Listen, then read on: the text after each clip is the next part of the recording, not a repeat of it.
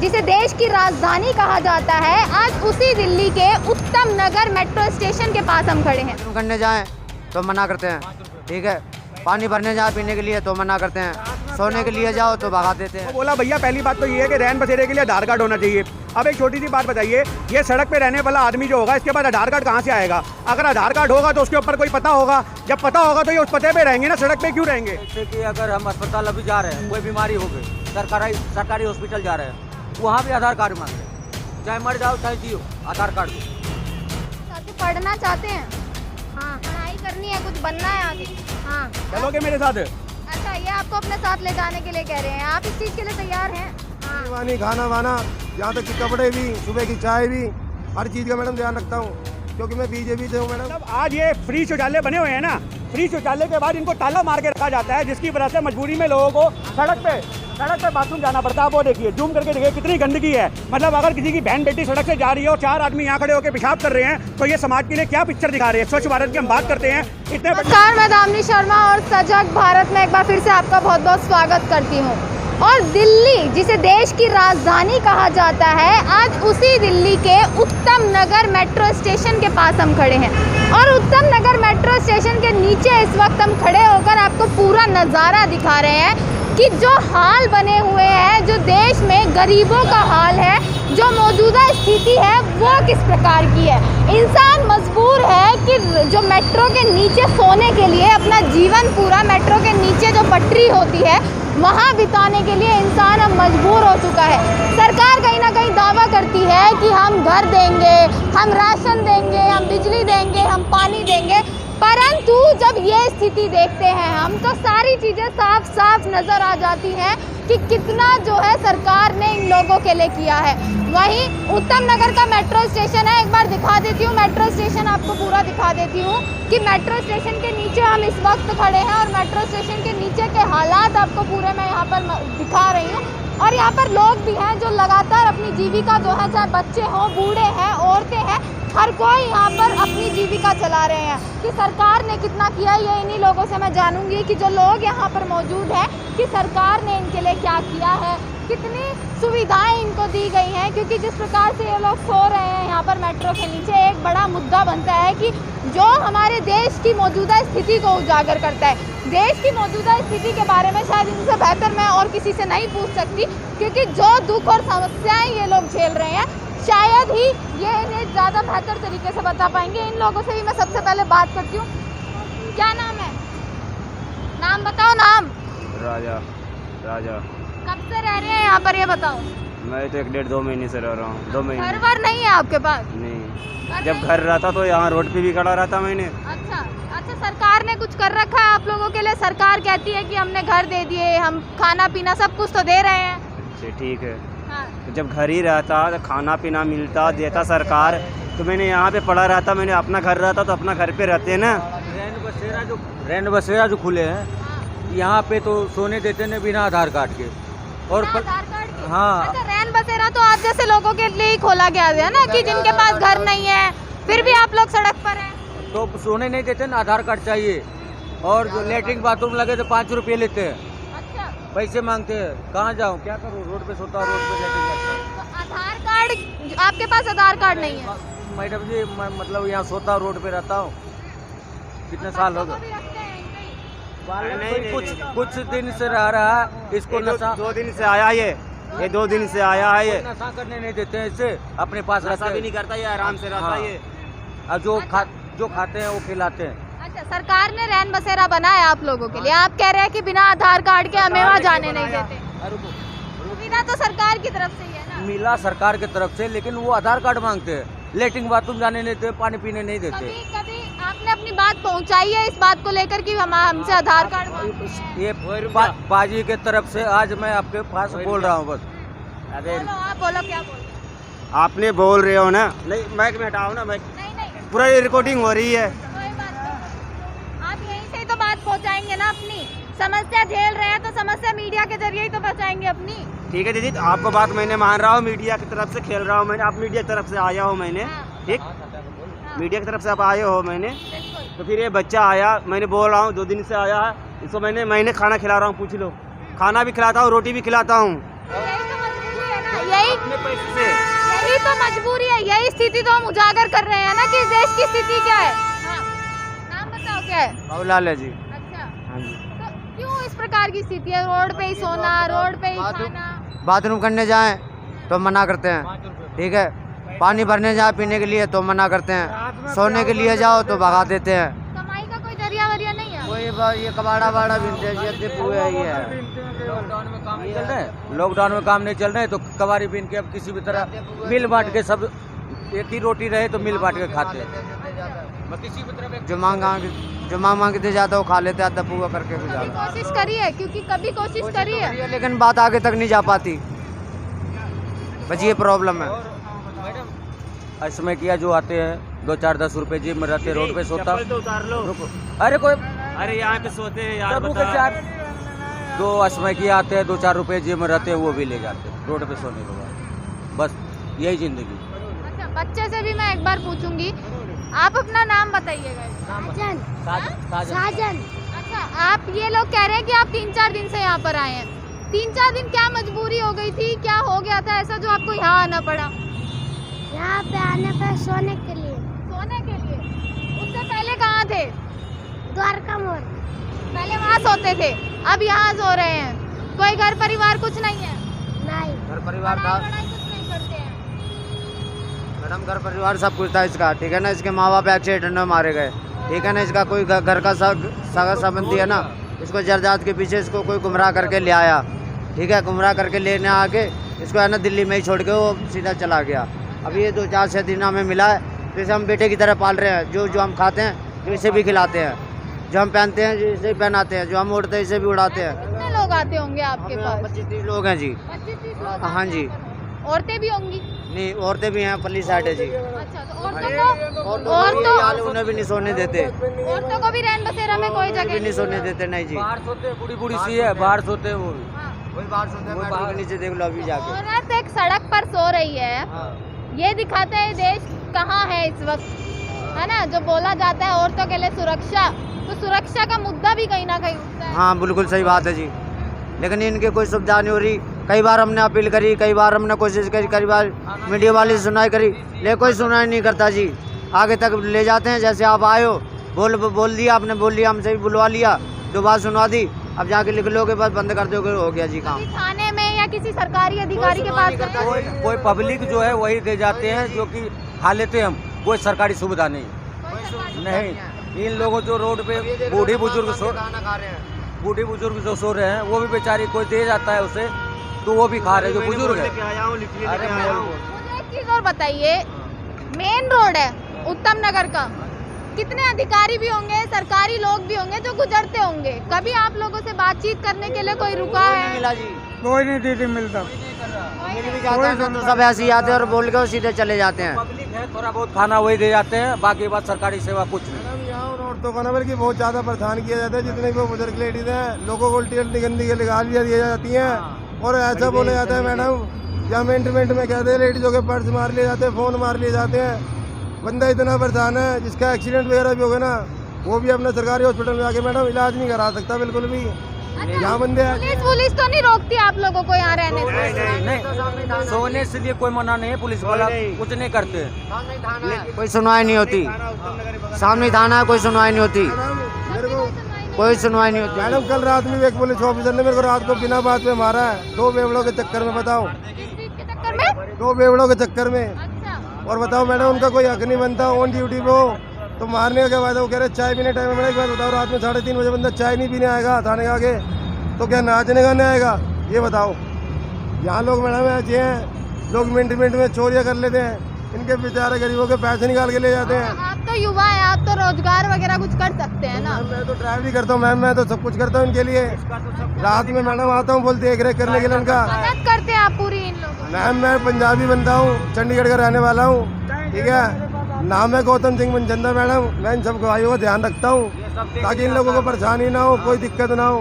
पानी वानी, खाना वाना, यहाँ तक कि कपड़े भी, सुबह की चाय भी, हर चीज़ का मैडम ध्यान रखता हूँ, क्योंकि मैं बीजेपी से हूँ मैडम। हम ये कहते हैं मैडम, इनकी सुविधा होनी चाहिए मैडम। देखो, ये बेचारे कहाँ जाएंगे, ये बच्चा कहाँ जाएगा? कहाँ से हैं आप? कहाँ से बताया? चंडीगढ़ से मैडम। अभी आपने क्या बोला था, कहाँ से है? कोई पार्टी का नाम लिया था? हाँ मैडम, बीजेपी आम जनता पार्टी। अच्छा, बीजेपी से हैं आप? तो बीजेपी ने क्या कर दिया? बीजेपी ने देखो मैडम बहुत कुछ किया है, अच्छे अच्छे काम किए हैं, अच्छी अच्छी सुविधा की है। चलिए कोई नहीं, गरीबों के देखो दिल्ली में तो दोनों सरकार है भैया, देखो सुनो मेरी बात। हाँ। आम जनता पार्टी जितना काम कर रही है मैडम, जितनी वैक्सीनें आ रही हैं, जितने इंजेक्शन वगैरह आ रहे हैं, मरीज बेचारे बच रहे हैं और अच्छी सर्कुलेशन बनी हुई है, फ्रीडम बना हुआ है, हर तरह का ये है कि एक तरफ की सोशल लाइफ बंदा जी सकता है अपने। अब पहले तो ऐसा था, एक दिन का बोला था, पूरा 3 साल का उन्होंने कोरोना लगा दिया लॉकडाउन मोदी ने। अच्छा, आपने अभी वैक्सीन वगैरह की बात करी, कोरोना की बात छेड़ी है, 2 महीने पिछले लॉकडाउन में रहे हैं, तब भी आप यहीं रहते थे? तो उस समय तो और पिछले लॉकडाउन में और बुरा हाल थे। यहीं रहते थे लॉकडाउन के समय भी? यहीं रहते थे जी। यहीं रहते थे? हाँ जी, यहीं रहते थे। रोड पे भी नहीं घूम सकते थे, अच्छा। पुलिस सख्ताई इतने थे, अब तो घूम भी सकते हैं, पहले नहीं घूम सकते। बिन के ना अपना कूड़ा कचरा बिन के बेचारे 2 वक्त की रोटी खाते हैं अपना।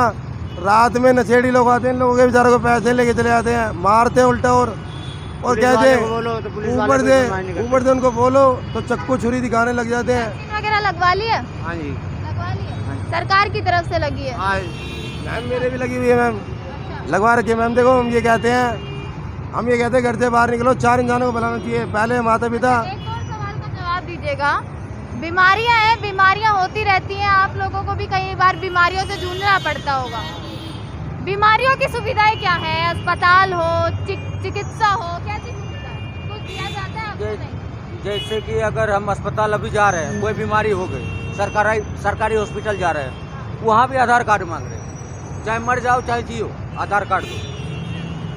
तो आधार कार्ड हाँ, के लिए मुझे- आधार कार्ड के लिए एड्रेस होना जरूरी है, ये तो आप भी जानते हैं। मुझे कुत्ते ने काट लिया था ये लॉकडाउन में, तो इंजेक्शन बोलने तो रे, मुझे कुत्ते ने काट लिया था लॉकडाउन में, तो पैसे नहीं था मेरे पास, तो मैं गया सरकारी हॉस्पिटल इंजेक्शन लगाने, तो बोल रहा है आधार कार्ड लाओ तब लगेगा इंजेक्शन।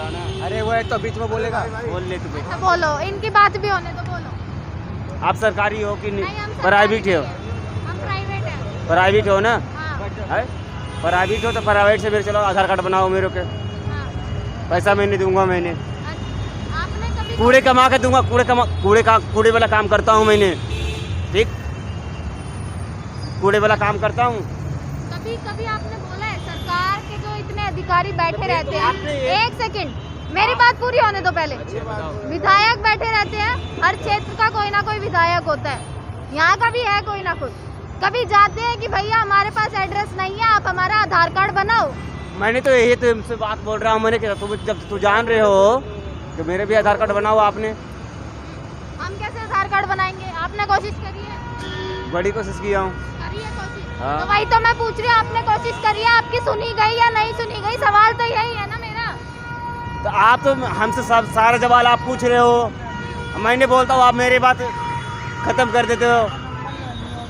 पता है देखो, हम ये कहते हैं आईडी बनवाना मैडम कोई मुश्किल काम नहीं है। इन लोगों का क्या है, ये मैडम कहते हैं अगर आप अथॉरिटी में जाओगे, कहीं भी काम कराने जाओगे, तो मैडम एक बंदे के बोलने से होता है, इनका पहली बात नेचर सही नहीं है।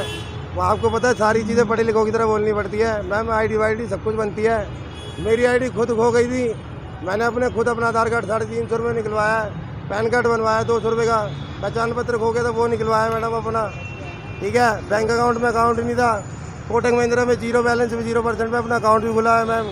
मैं गरीबों के लिए इतना सोचता हूँ कि भगवान मेरे को इतना और दे कि मैं 4 गरीबों को नहीं 50 गरीबों को पेट भर सकूँ मैडम। मैडम मैं ड्राइवर हूँ, ड्राइवरी करना काम है मेरा, ठीक है।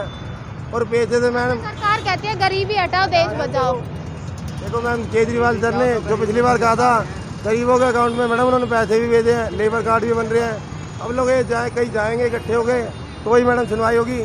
एक बंदे की कभी सुनवाई नहीं होती मैडम। काम अगर करवाने हो तो 10 बंदों के इकट्ठे जाओगे, आपको पता है अथॉरिटी में 10 बंदे जाएंगे तो वहाँ सुनवाई होगी। अकेले की सुनवाई मैडम कभी नहीं होती।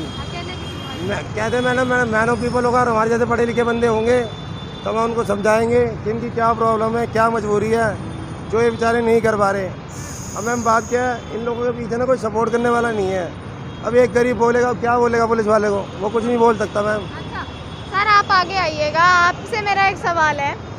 इन्होंने बात करी कि रैन बसेरा यहाँ पर खुला हुआ है, उसमें हमें इजाज़त नहीं है, आधार कार्ड हमारे पास नहीं है, सरकार की तरफ से हमें कुछ नहीं मिल रहा, कमाई का कोई एक सेकंड, कमाई का कोई जरिया नहीं है। कहाँ जाएगी गरीब जनता जो सरकार कहती थी गरीबी हटाओ देश बचाओ। देखिए, सबसे पहली बात तो ये है कि इन लोगों से मैं रोज डील करता हूँ, और आज जब मैंने इनसे बात करी तो एक बच्चे के बारे में बात करी है, छोटा सा बच्चा, इधर आओ बेटा।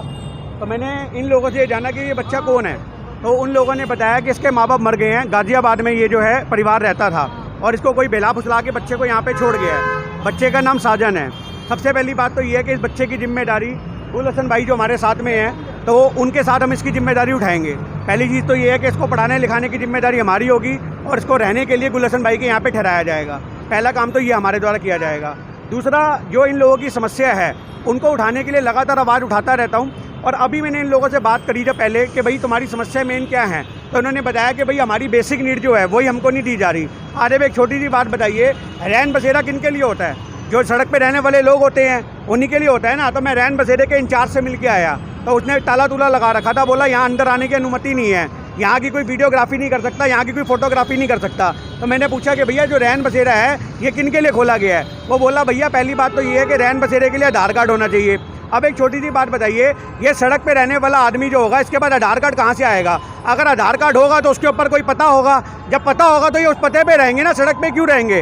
तो मतलब मानने की बात तो ये है कि लोगों के पास आधार कार्ड नहीं है, जिनके पास आधार कार्ड नहीं सरकार के पास, उनके पास क्या पॉलिसी है?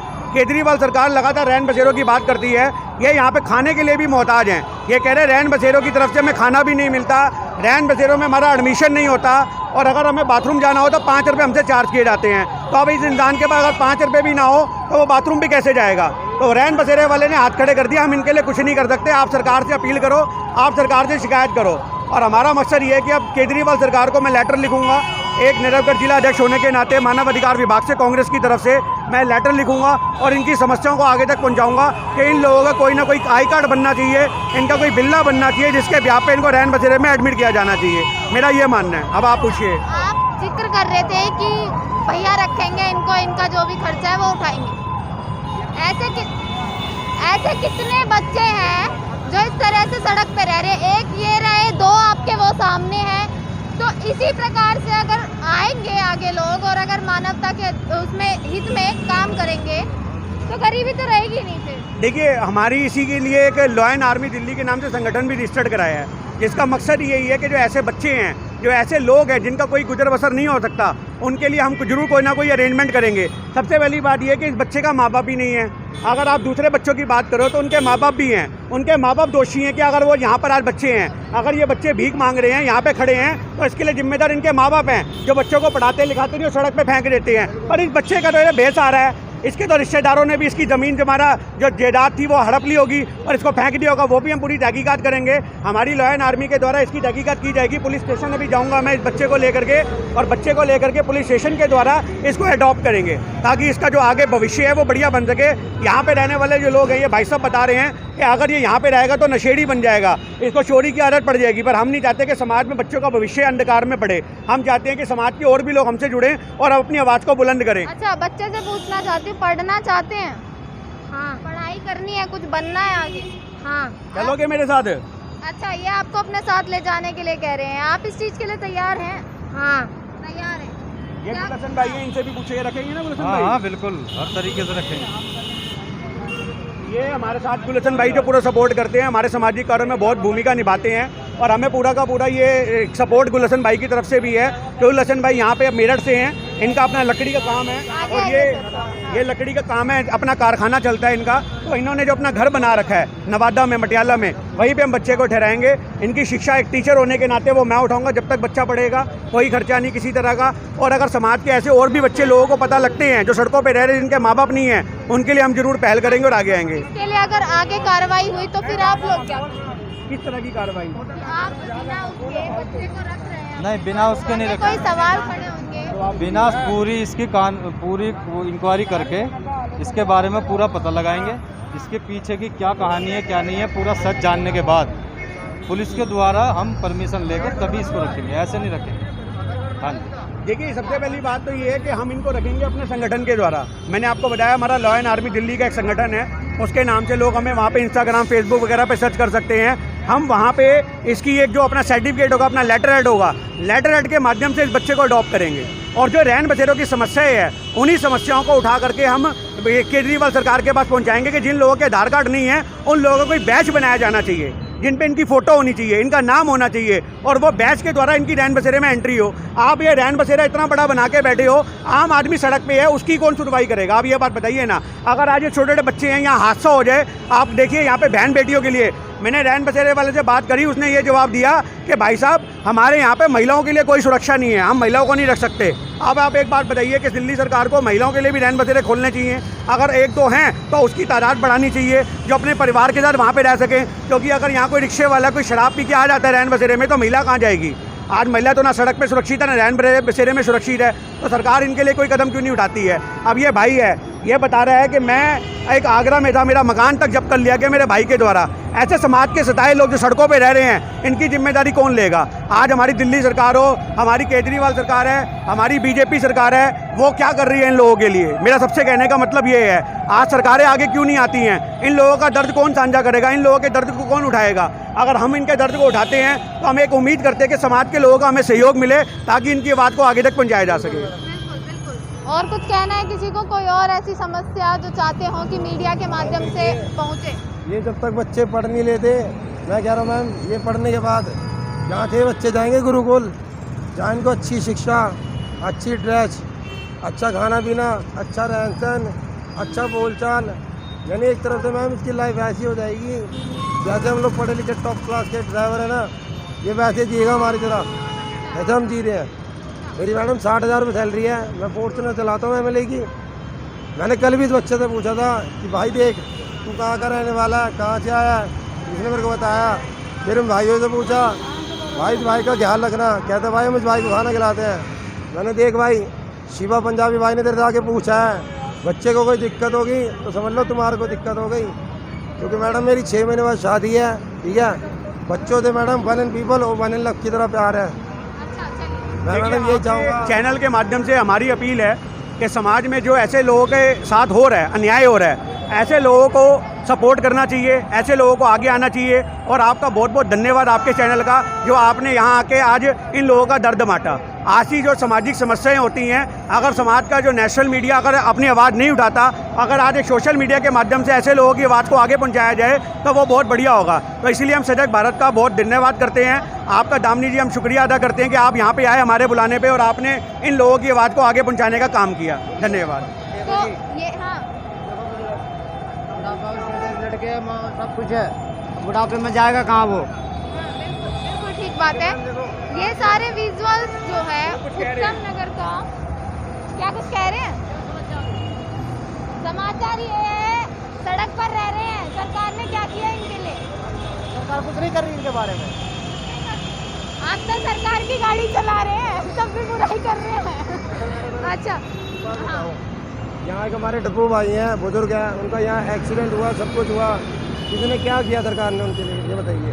वो आगे बेचारे पड़े हैं, पैरों से लाचार हैं, पूरा प्लास्टर बंधा हुआ मैडम उनके लिए, क्या देखा जा रहा है? एक समस्या वहाँ जूम करके दिखाइए, देखिए, मतलब आज ये फ्री शौचालय बने हुए हैं ना, फ्री शौचालय के बाद इनको ताला मार के रखा जाता है, जिसकी वजह से मजबूरी में लोगों को सड़क पे बाथरूम जाना पड़ता है। वो देखिए, जूम करके देखिए कितनी गंदगी है। मतलब अगर किसी की बहन बेटी सड़क से जा रही है और 4 आदमी यहाँ खड़े होकर पेशाब कर रहे हैं, तो ये समाज के लिए क्या पिक्चर दिखा रहे हैं? स्वच्छ भारत की हम बात करते हैं, इतने बड़े बड़े आपने शौचालय बना रखे, उनकी चाबियां आप ताले मार के रखते हैं, ये प्रबंध है सरकार का। आप ये बात बताइए। उधर भी देखिए, वहाँ पे भी शौचालय बना हुआ है, पर इतने शौचालय बनने के बाद उनको ताला मार के रखने का क्या मतलब है? और वहाँ पे बैठे लोग इनसे 5-5 रुपये चार्ज करते हैं। ये गरीब आदमी बाथरूम जाएं, अगर इनको शौचालय जाना है, इनके पास 5 रुपये नहीं तो क्या करेंगे? वो सड़कों पर गंदगी मचाएंगे ना। आप देखिए कितना गंदा मंजर है, वो पूरा का पूरा एक पेशाब पूरा का पूरा वहाँ पे दिखाया जा रहा है, जो गंदगी से फैली पड़ी है, मच्छियाँ मच्छर सब चीज़ें हैं, और यहाँ से महिलाएं भी जाती हैं, और वहाँ पे अगर कोई पुरुष खड़ा होकर ये काम करेगा, इसके जिम्मेदार कौन है? इसकी जिम्मेदार सरकार है, क्योंकि जिन्होंने ये प्रावधान करा है, और उसके बाद यहाँ प्रबंध पे ताला मार के रखा गया है। बिल्कुल। तो ये हम उत्तम नगर जो था, उत्तम नगर ईस्ट का मेट्रो स्टेशन पड़ता है, और ईस्ट मेट्रो स्टेशन पर ही बस टर्मिनल है। काफ़ी भीड़ भाड़ भी यहाँ पर रहती है, और भीड़ भाड़ के बावजूद हम देख रहे हैं, सरकार के बावजूद, जिस सरकार को 2 बार जिताया गया, पूरी बहुमत से जिताया गया, सवाल खड़े होते हैं कि क्या किया, और जब ये चीज़ें आती हैं कि क्या किया तो ये सारी हमारे सामने दृश्य आ जाते हैं कि सड़क पर सोने के लिए एक इंसान मजबूर है, सड़क पर ही खाने के लिए भीख मांग मांग कर एक इंसान मजबूर हो चुका है सड़क पर रहने के लिए। हजारों लोग यहाँ से गुजरते हैं, दिन में लाखों लोग यहाँ से गुजरते हैं, सरकारी अधिकारी भी यहाँ से गुजरते हैं, परंतु इन लोगों का कहना है कि कोई भी इनसे बातचीत नहीं करता, इनसे कोई पूछताछ नहीं करता कि कैसे ये रहते हैं, क्या क्या इनकी समस्याएं हैं, क्या क्या समस्याएं इनकी जो है जो ये सुलझाना चाहते हैं और सरकार से क्या चाहते हैं, ये सारी चीज़ें हैं। और आपको इसी प्रकार की खबरें मैं आगे भी दिखाती रहूँगी, क्योंकि ये ऐसी खबरें हैं जो आप तक पहुँचनी ज़रूरी है, जो सरकार तक पहुँचनी ज़रूरी है, जो पहुँचनी ज़रूरी है। इनका दर्द जो है बढ़ सके, ये पहुँचना ज़रूरी है कि सरकार इनके लिए कुछ करे। ये लोग सड़कों पर ना सोएं, बच्चा है, बच्चा सड़क पर सो रहा है। जब ये चीज़ें देखते हैं, हमारे देश की स्थिति देखते हैं हम, तो समझ आती है कि क्या स्थिति है और कितना बुरा लगता होगा ये सब चीज़ों को देखते हुए कि कोई रोज़गार नहीं है, कोई कमाई का जरिया नहीं है, पढ़ाई लिखाई का कोई जरिया नहीं है और सड़क पर रहने के लिए मजबूर है। ऐसी खबरें आप तक पहुंचाते रहेंगे हम लोग। पूरे दिल्ली जो है, दिल्ली हो या पूरा देश भर में ऐसी काफ़ी सारी समस्याएं हैं लोगों की जो आप तक पहुंचाते रहेंगे, क्योंकि इनका माध्यम बनकर ही हम लोग आए हैं, इनका माध्यम बने हैं कि सरकार तक, आप लोगों तक ये बातें इनकी पहुंच सके और कहीं ना कहीं उम्मीद नज़र आए कि इनकी जो जीविका है वो सुधर सके। इसी के साथ आप सजग भारत देखते रहिएगा। आपका बहुत बहुत शुक्रिया।